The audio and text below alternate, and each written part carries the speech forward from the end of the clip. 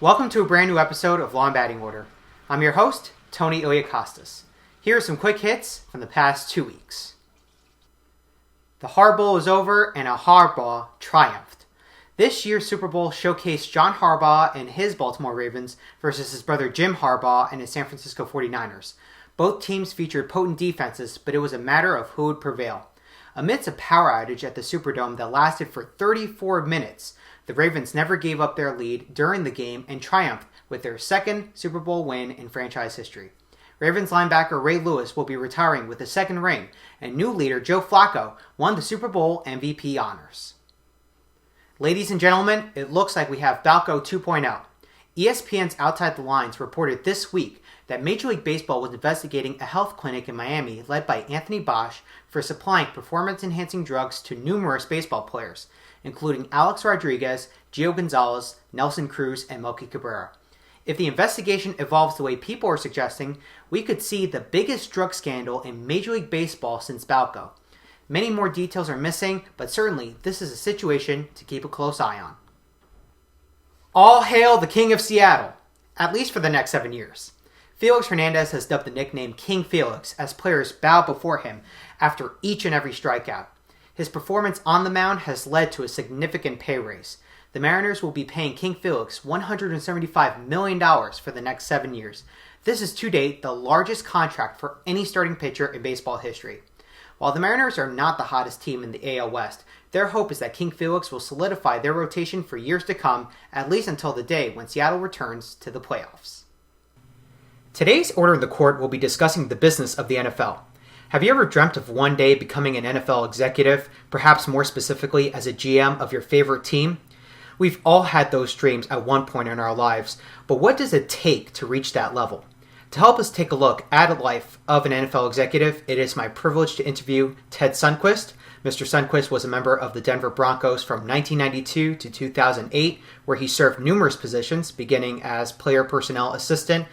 He won 2 Super Bowl rings, as the organization's college scouting director, and served as the Broncos GM from 2002 to 2008. And currently, Mr. Sundquist runs thefootballeducator.com, which provides great articles on the business of the NFL, along with other related commentary. And Mr. Sundquist is also a very active Twitter follower. All of Mr. Sundquist's information will be down below in the description box. Mr. Sundquist, welcome to Law and Batting Order. How's it going? It's going great, Tony. I appreciate you having me on, and excited about the opportunity to speak with you tonight. Oh, please. Let me tell you, I think my audience is really in for a very good episode today, and for whenever anyone sees this episode. But let's start with Super Bowl Sunday. We just wrapped up what I think will go down as one of the most historic Super Bowl games, at least that I've ever witnessed, and maybe it'll go down in the history books as one of the best. The Ravens fought tooth and nail. Then you had that very awkward power outage down in the Superdome, and then everything just turned around for the San Francisco 49ers. But fortunately, the Ravens D was able to sustain the 49ers offense, and they escaped with a win, and Ray Lewis can finally retire with the second Super Bowl ring. So what was your take on the whole game? What do you think? Well, I tell you what, Tony, I was excited just for the game to get here because you had the young athleticism of the San Francisco 49ers, the dynamic coaching of Jim Harbaugh and that energy that they've shown all year long throughout the playoffs. And, to switch quarterbacks mid-season like they did after Alex Smith went down with injury, Colin Kaepernick comes in and really just gives them a different dimension to their offense. And brought out, I thought, the best in guys like Vernon Davis and Gore at running back, as well as Michael Crabtree at wide receiver. Mm-hmm. And then you shift over to the story of the Baltimore Ravens and John Harbaugh and his influence on that club, and really more of a veteran-oriented team. You think of the Ravens and you think of Ed Reed and all the great years he's had at safety. Certainly you mentioned Ray Lewis. Yeah.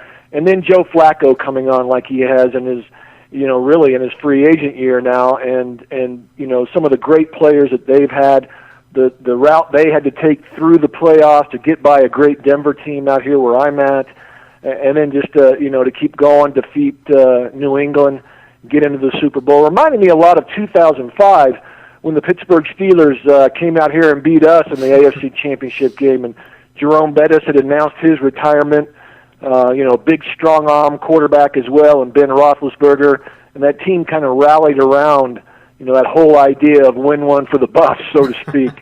I was anticipating this game all along, and it didn't let us down, did it?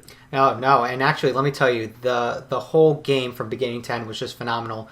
And as you alluded to, you had two very dynamic coaches. So, unfortunately for the 49ers, they just missed. But, of course, congratulations to John Harbaugh and the Ravens on a very successful win. So let's talk about you. You have a very impressive resume. You were with the Broncos from 1992 to 2008 as a player personnel assistant to director of scouting and then ultimately general manager of the Broncos. Can you talk about your experience getting into the business of the NFL? How did you start off as a player personnel assistant and then ultimately climb up the corporate ladder? Well, unlike a lot of guys that start in the NFL that, perhaps maybe gain an opportunity as a graduate assistant out of college and then get into college coaching and then move their way into professional ranks. I actually had an Air Force career for 9 years prior to really being involved in football, at least at the professional level. I was an Air Force intelligence officer. I graduated from the Air Force Academy in 1984. Was stationed in Berlin, Germany during the Cold War, when there actually was a wall still up, and communist Soviet Union and East Germany were there, Czechoslovakia, Poland. Our mission there was very dynamic, very interesting. Came back and actually coached at the Air Force Academy. Had a chance to coach for my alma mater, and then the wall did start to come down. And the Soviet Union started to crumble, and I had to make a decision from a career standpoint. Did I want to continue on in the Air Force, or did I want to go ahead and pursue really a passion of mine, which was coaching? And I decided to separate from the Air Force in 1992 with the thoughts of pursuing a coaching career. And one thing led to another.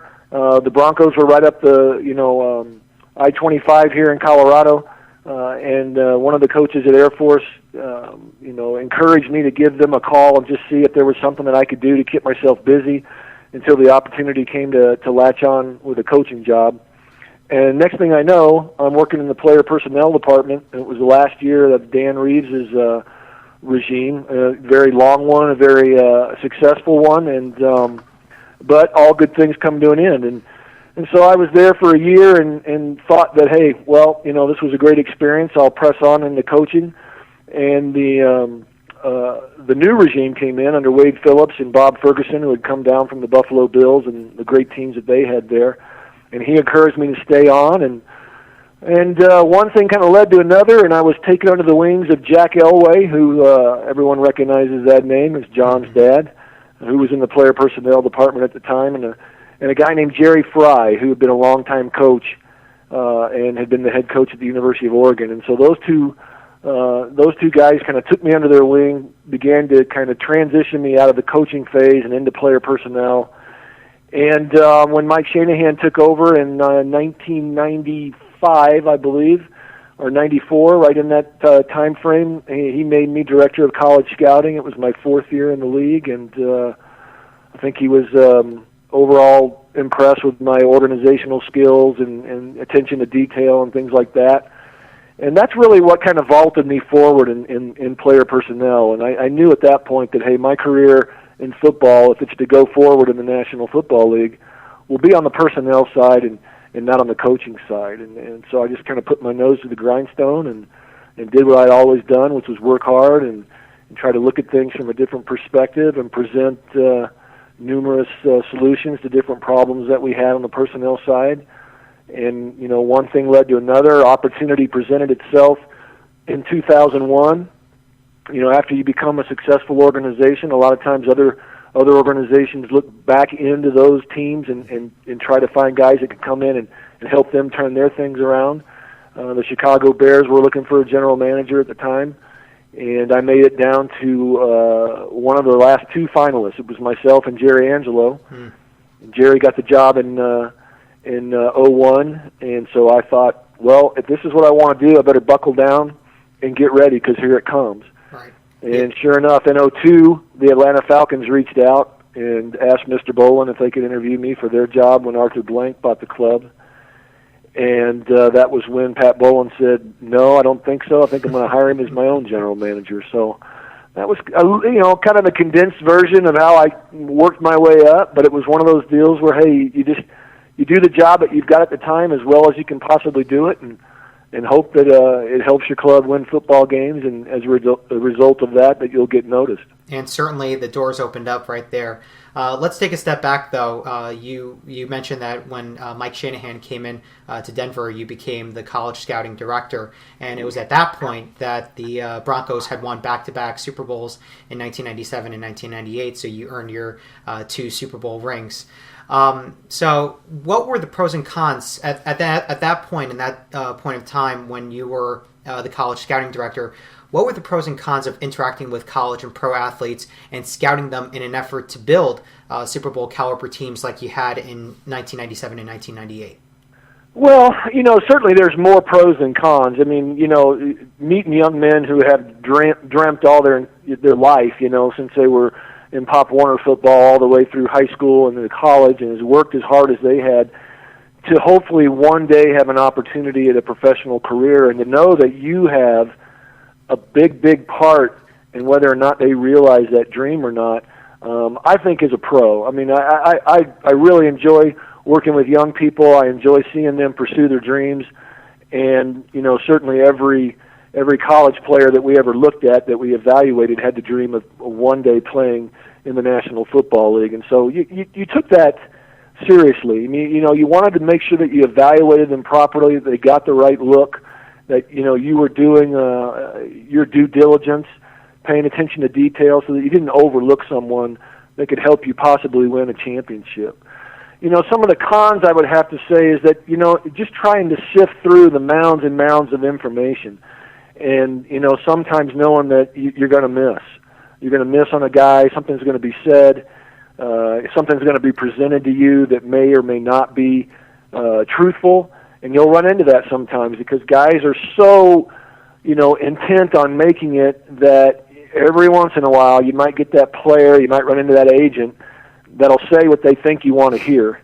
And ultimately you make a decision based on wrong information, and that can hurt your club. And you hate that dream is so embedded in their brain that they'll do anything to get there, and sometimes that's even to mislead you. Yeah. That happened very, very rarely, but it did happen every once in a while, and when it did, it was one of those things that it was a disappointment. But by and large, to be quite honest with you, dealing with players is a joy, and I love it. It's a very small window of opportunity for these guys. Unfortunately, they don't know it when they're going through it. They think they can play forever, but it is a great opportunity to build relationships, to build an early career. Certainly financially, it can take care of their families, the great ones for life. And even for the guys that are just on the roster, it can set them up to catapult them into other areas after their football career is over that I think the normal, guy and gal don't get coming out of college. So, to me, that was one of the highlights, of being in that position that I was in as a director of college scouting, getting a chance to see these guys come out as 22-year-old college graduates, and then maybe 5, 6, 7 years down the road, hang up their football cleats and their helmet and whatnot, and still have a whole lifetime ahead of them as a result of what football had given them. Certainly the advantages were immense, so that's great to hear. So let's shift to your position as general manager, and in that capacity, you not only assume the duties of scouting the players, but you sign them to contracts to be members of the Broncos organization. And during your tenure, you selected Brandon Marshall, Jay Cutler, among a plethora of other phenomenal players in the Denver Broncos organization.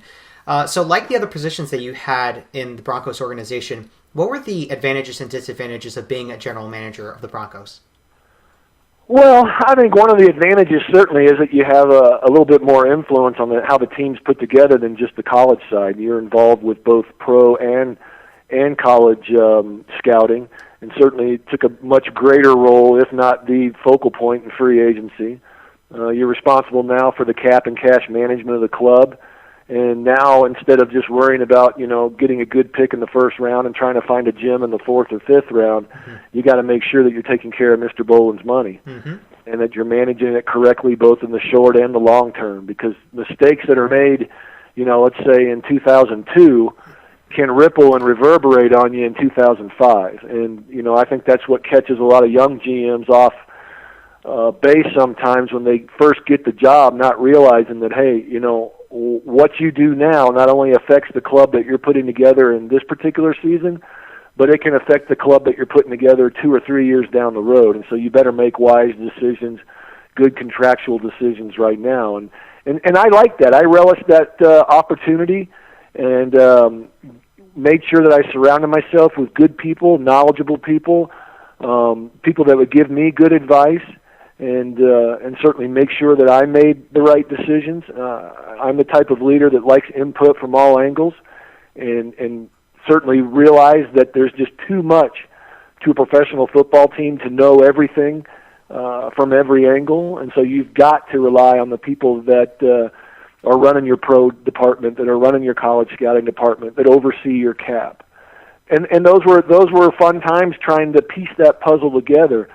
Some of the disadvantages, well, to be honest with you, in the situation that I was in under Mike Shanahan, he was the head coach, which in most organizations you're going to find a general manager either over the head coach or working side by side with him. But he was also the executive vice president of football operations, and so the general manager contractually answered to him from that capacity. And there were a number of times that it was extremely challenging as the general manager to bring solutions to various problems that we had in putting the football team together, and to speak to the same person who was both the head coach, which is a very emotional position and is a very much a win-now position, as well as trying to speak to the executive vice president of football operations, who should, by the very nature of the title, be overseeing from 30,000 feet the big, broad, long-term picture of the club as well. And so sometimes it became very difficult in bringing information, bringing solutions to problems, trying to present things to Mike when he was trying to wear both hats, and you never really knew which hat he had on at that particular time. Well, that sounds like, there were the challenges, but I'm sure piecing together who you were going to have as your quarterback and who you were going to have as your wide receiver, that had to have been a lot of fun. I imagine it's like building a jigsaw puzzle. But as GM, you had to handle a lot of legal issues, and your educational background really didn't gear around anything law-related. In fact, your background is more geared towards business administration. You never attended law school. But despite not having that legal background, what were some of the legal duties that you had to assume as the Broncos general manager? Was it really solely focused on signing contracts and making sure that the players got paid, or were there other legal tasks that you had to make sure were addressed?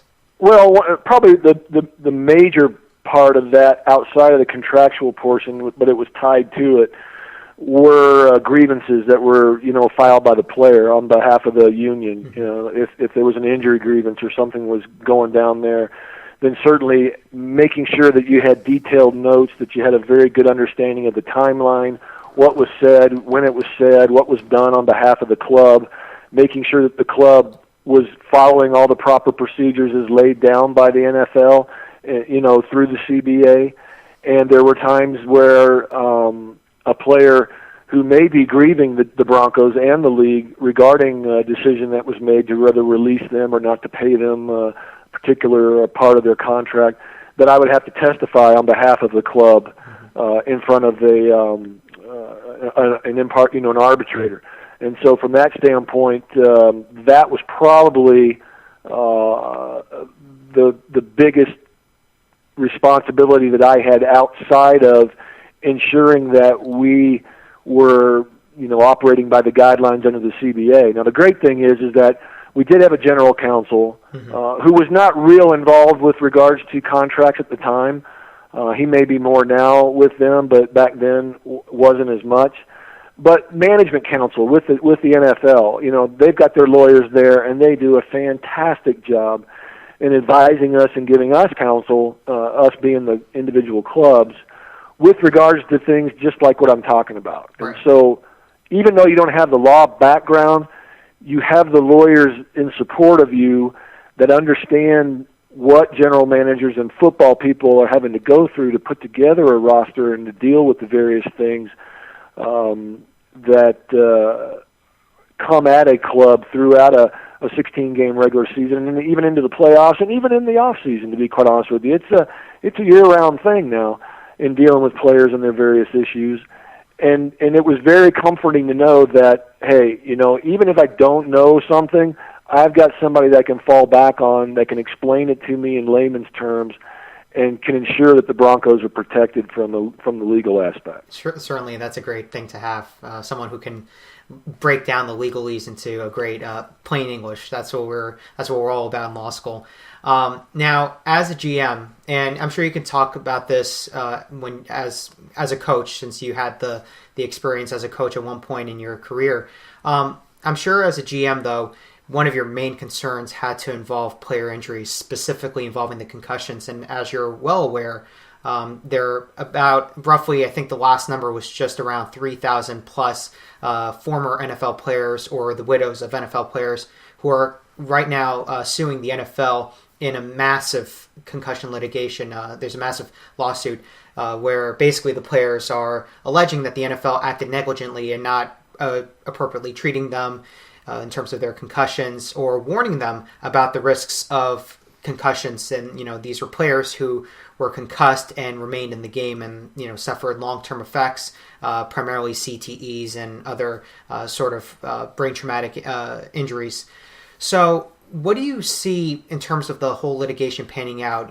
What are your thoughts on it? Do you see this as an easy win for the players? Have the players, in essence, assumed the risk of playing a violent sport like football? I don't think it's going to be an easy win, and I think whatever the final decision is, there's not going to really be a winner or a loser because, football has done a lot for these guys, as I said before, and certainly, medical science and some of the studies with regards to concussions have come a long way in a very short period of time. And I think we all who had played the game, coached the game, even going back to my college days in the position that I played, which was fullback in the wishbone, you got your bell rung, you're seeing stars, you got cobwebs, just shake it off. All those, various things that they used to tell you that, just hang in there. And you accepted that as a player. There's a certain degree and unwritten code of toughness that, hey, it's part of the game. And certainly in the player contract that all NFL players sign, they talk about the risks, the physical risks of playing the game, that it is a violent sport. And I don't think anybody in their right mind signed that contract without having the understanding that, hey, at any point in time, I could tear an ACL, I could break a rib, I could separate a shoulder, or I could even be paralyzed, potentially killed because of the violence of the sport. I think we all understand that. Unfortunately, I think as a result of more awareness right now, and certainly I think as a result of the popularity of the sport, the money that the sport has made, and the fact that a lot of these players that are involved in this particular litigation, the game has grown immensely since they played in the day. That it is, I don't want to say that it's a right opportunity because I don't want it to sound as if I'm not respectful of the situation that these players and perhaps their widows are in. But I do think that, they see it as an opportunity right now. They're seizing on the fact that concussions are such a focal point of interest right now for fans, for the media, for players. And the league's aware of that, and they're trying to do everything they possibly can. And I just read, I think, yesterday about GE and the NFL in a joint effort to try to do more studies with regards to concussions. And I think everything that's come out of this particular issue is all positive. I really do. But I think ultimately, again, when taken to court and the NFL having to battle some of their former employees and players and their families, that again, there can't be a winner or a loser because it really doesn't take away the injury and the negative effects that come from the injury.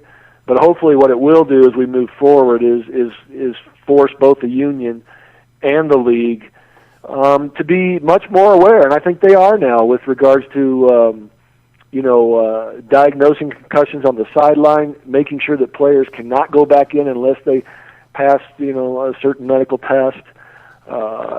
Certainly, after they've been concussed, making sure that they're properly treated throughout the week and not allowed to go back in until everything looks clear. And then I think also with regards to how the game is played as well as the equipment that it's played with, that all of that will only get better. So I don't know if that answers the question, but it's certainly a very hot topic right now, and it should be. It really should be. Absolutely. Because it's just a game, and people should not, their lives should in the end not be negatively affected, their families be negatively affected for playing a game. Absolutely, and I think you really touched on a very important point, which is that the NFL, yes, there is the litigation pending right now. It's still still going on.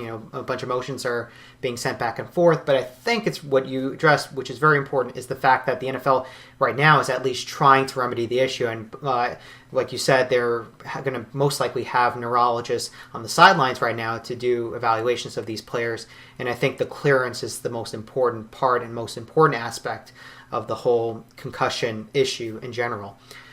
So let's switch to a new topic, which is regarding your book. I pre-ordered it on Amazon.com, and for all of you out there, I strongly encourage you to pre-order Mr. Sundquist's book. You have a book coming out that you wrote called Taking Your Team to the Top, How to Build and Manage Great Teams Like the Pros. What inspired you to write this book, and what does it talk about? Well, I've always been very interested in leadership and team building. I think it's amazing what people can accomplish when they work together. And I don't want to sound cliche-ish. I mean, I honestly have always been motivated and inspired by team effort versus individual effort. I think that the best in people and their performance can be maximized when they're working together. And I've always found that sports was the hot button for me as far as, really enjoying working with teammates, having a goal, having a mission, practicing, preparing, going out, putting everything on the line, and then sometimes succeeding, sometimes failing, and then circling back and giving it another shot. Let's review, let's recognize some of the problems that we've got. Let's see if we can revamp what we're doing and press forward. And so, as I had a chance to kind of step away from football, and I started writing for my website, thefootballeducator.com, I realized that a lot of the things that I was writing about from a football aspect were also applicable to the business world, and in politics and in other areas of efforts, and that there were always sports analogies that kind of went back and forth, and you'd hear businessmen, talk about sports in their line of work, and in vice versa. Sports has become such a big business that it's important that everybody's on the same page as well. And so, I thought, hey, I've got, kind of a varied career. I had 16 years in the NFL. I had I was a coach in college. I had a chance to be an intelligence officer and lead a group of people over in Berlin, Germany during the Cold War. And I've just seen a number of different aspects regarding teamwork. I was a bobsledder for 4 years, gunning for the 1988 Winter Olympics. So I was in a different sport that took a lot of teamwork, to be quite honest with you. But I didn't want to write a book that was just about football. I wanted to see if I could take the lessons that I'd learned and apply them to other areas. And so I went out and I've interviewed 15, I think, very prominent people in both business and politics, education, a number of different facets of life, and asked them exactly what they thought about teamwork and how they applied it in their own careers. And then kind of used my stories to intertwine with their stories, and that's how I came up with the book. Awesome, and I cannot wait to read it. And like I said, it's available for pre-order. It's coming out in June, right? Yes, it is, June 7th. Awesome. June so I'll 7th. be leaving the link down below in the description box so you can pre-order that. So finally, Mr. Sundquist, what advice would you give to anyone out there watching this episode who wants to pursue a career as an NFL executive? Well, I'll tell you what, this is my advice, and I'll be honest with you, this is at the end of my book, and I truly believe this, that, there's a lot of glitz and glamour with regards to being involved in the NFL, and I talk to young men all the time that want to be general managers or player personnel directors, and and I think they just see the excitement and the challenge of putting together an NFL team. And certainly fantasy football is kind of drawn in a lot of fans that feel like, hey, if I can do it, this way, I can probably do it at another level as well. I think first and foremost, you got to want to get involved because you like people and that you enjoy working in a team aspect, that you truly care about players. You care about their ability to come in and perform at the very highest level that football has to offer, and that they perform well. And then hopefully get paid, rather handsomely for it, to be quite honest with you. But then that somewhere along the line, over their course of time with your club and in their interaction with you as a general manager, that they learn something, that they develop as young men, and that they grow and realize that they really have a responsibility as a current and then a former NFL player, because people look up to them on and off the field. And just as much, later down the life when they've left football, they'll still be a former NFL player, and people will know that, and they'll carry that moniker with them for a long, long time. And if they've learned the right lessons in life, and again, I know it's a business, and I know it's about winning games, and I know it's about making money and this and that, but I truly feel like that's the case with anything, whether you're working for a law firm or a construction company or real estate firm. It's still dealing with people, and hopefully that you rub off on people in the right manner. So if you want to be a general manager, a front office executive, do it because you have a passion for football, but really do it because you care about people. And awesome. Figure out a way that you can rub off on the people that you work with. Definitely very valuable advice, and what better example to hear it from than you. And you have such a decorated resume. Actually, I think you had mentioned on Twitter that you were in the process of being interviewed for the Jets GM position. Very unfortunate that you didn't get that job, but I really hope that you make it back in the NFL, Mr. Sundquist. You have made the Broncos organization such a successful one, and I know that any NFL team that hires you would be doing themselves a wonderful job in hiring you, because you will do wonders for them. But in the meantime, you will be running footballeducator.com. Your book is coming out, and I know in those avenues, certainly you will succeed. For our viewers out there, if you want to follow Mr. Sundquist, his Facebook and Twitter pages will be down below in the description box, and also the link to pre-order his book. Mr. Sundquist, thank you for being on Law and Batting Order. Tony, I can't thank you enough. Appreciate it, and hopefully we'll do it again sometime. Oh, please, you're more than welcome to come back. Thank you. That's the show. Leave all your comments down below, and be sure to visit Law and Batting Order at lawandbattingorder.com, as well as on Facebook and Twitter. Take care, guys.